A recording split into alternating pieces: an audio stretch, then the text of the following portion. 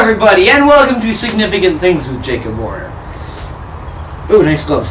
Now today we're going to be talking about three very important things.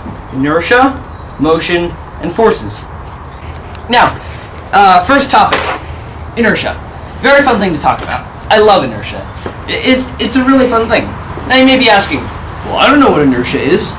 You may be asking me, what the heck is inertia? Well, I'll explain it.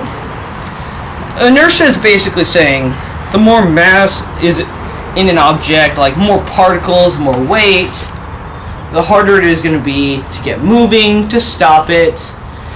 Like, you know, between a rock and a truck coming at you. The rock is going to be way easier to stop than the big truck because it has way less inertia behind it than the truck. Like, you know, I don't know, what has... Yeah, like cotton balls. Cotton balls don't have very much inertia. Like, you know, I can pick them up, they're not that heavy, I can throw them down, I can blow them around. It's pretty easy. But a rock's going to have way more inertia because, as you can see, this cotton ball has way less mass, it's a lot smaller than that rock. But then, you know, these gloves are going to have about the same amount of inertia as that because they have way less mass. They're made out of a lighter... See? Just blow right off the table. Now this piece of metal is going to have about the same amount of inertia as that rock because, as you can see, it may have a little more material to it, a little more mass, but rock is like a little heavier than metal, or it could be a little lighter, you know, depending on what you have in there. Hello and welcome to Significant Things with Jacob Warner. I'm his co-host, Tony Padilla. I'm going to explain forces and net forces. Ew, touch my Jacob.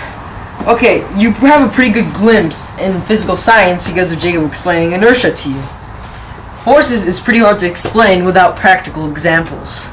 Basically, if this man, let's say the hand is a man, is pushing a bit weaker than this one because he's stronger, it's going to move in the direction that he's pushing.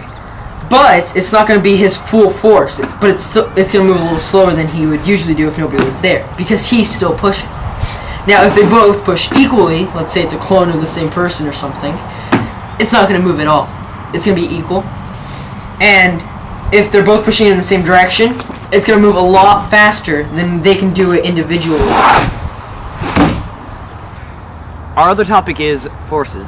Now, there are two types of forces, contact and non-contact. There are a ton of contact forces. It basically involves anything that involves you touching something, like, for instance, punching, jumping off the ground, kicking, spinning. Oh. Non-contact forces are things like gravity. Like this!